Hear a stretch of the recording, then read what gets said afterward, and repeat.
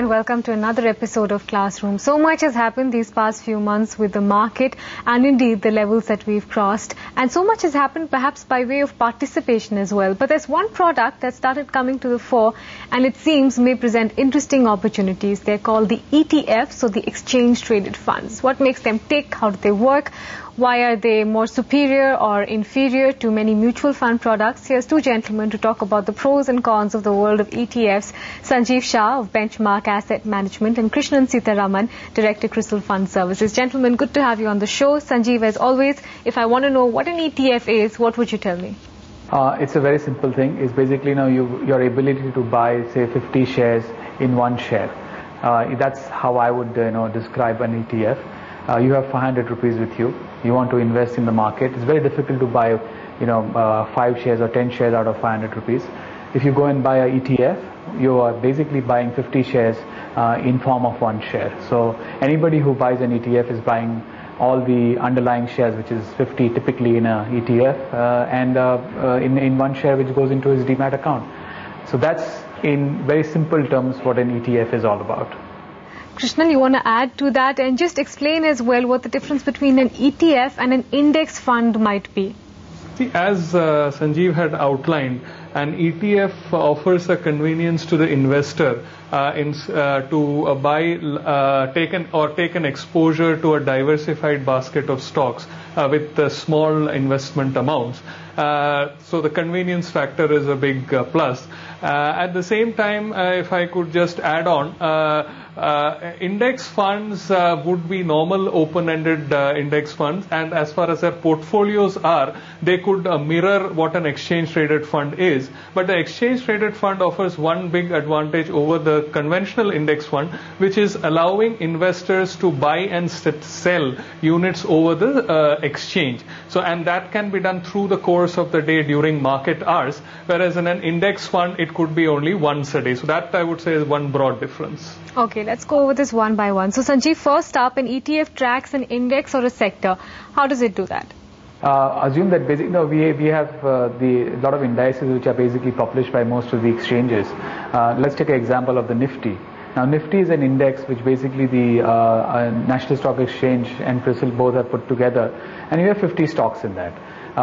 Basically, the Nifty represents the broad market or the whole diversified industry in the country.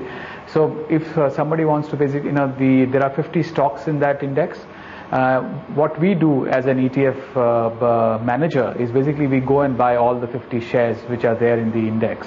So as a fund, we will hold all the 50 shares. So as an investor who's basically buying into the ETF, he's basically buying all the 50 shares by proxy. So the investor basically gets an ability to, as I mentioned, buy into the 50 shares without putting in too much money. He's just putting in 500 rupees or 1,000 rupees or 2,000 rupees or what have you.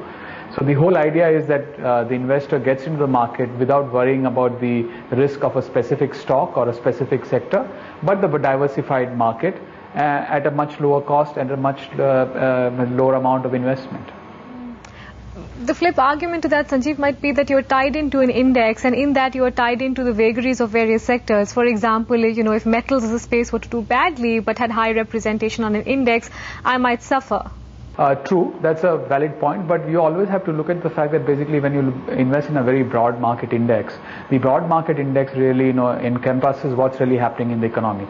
I mean, I'll give you an example of the IT sector. The IT sector at some point in time was very small in the index. Post 1998, it really became one of the large elements of the index. It just showed how the Indian economy was basically going towards. It's a reflection of the economy. The financial sector in 2003, 2004, 2005 became a very big part of the index. So in a sense, there are risks in terms of that you are going by what the market is doing, but then eventually the market is what most of the people should be invested in. I mean, economic theory just talks about the fact that you should not basically be away from the market, and the market is what defines the returns. So yes, you have some amount of risk of concentration because of how the market behaves, but we believe that that's the best risk you can have, really.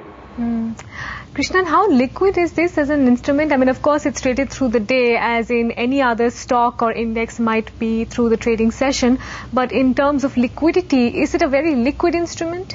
Mitali, if you would want to compare on a relative basis, the nearest what you could compare to is other mutual fund units which are listed on the exchange and look at their liquidity. The nearest I could get is a close-ended funds which are listed on the exchange. Now, if you compare the exchange-traded funds liquidity vis-a-vis those, they're far more liquid than those close-ended funds.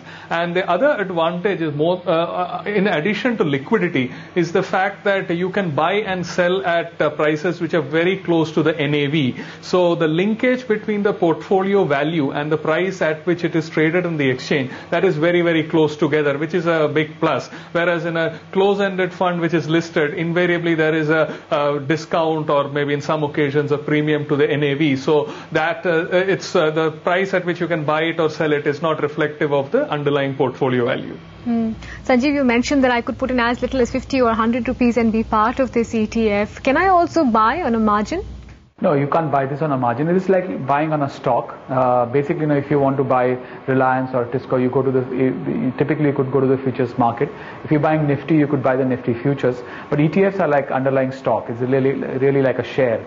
And typically shares you cannot buy on margin. So, I mean, you can borrow money against your ETFs. ETFs are securities which can be borrowed against, but they're not a futures instrument in a sense. So just by extension of that, could I go short on an ETF if I wanted to?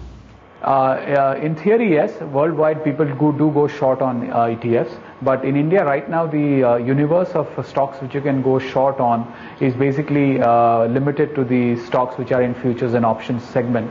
ETFs are not yet part of it, but typically worldwide ETFs are a part of securities which can be you can go short on. So we believe in over a period of time we should see that also happening in India. Okay, gentlemen, stay on. Let's take a break. When we come back, more from the world of ETFs. Let's scratch the point a little bit more and also tell you what kind of products are available out there in the market if you do want to go down the ETF road.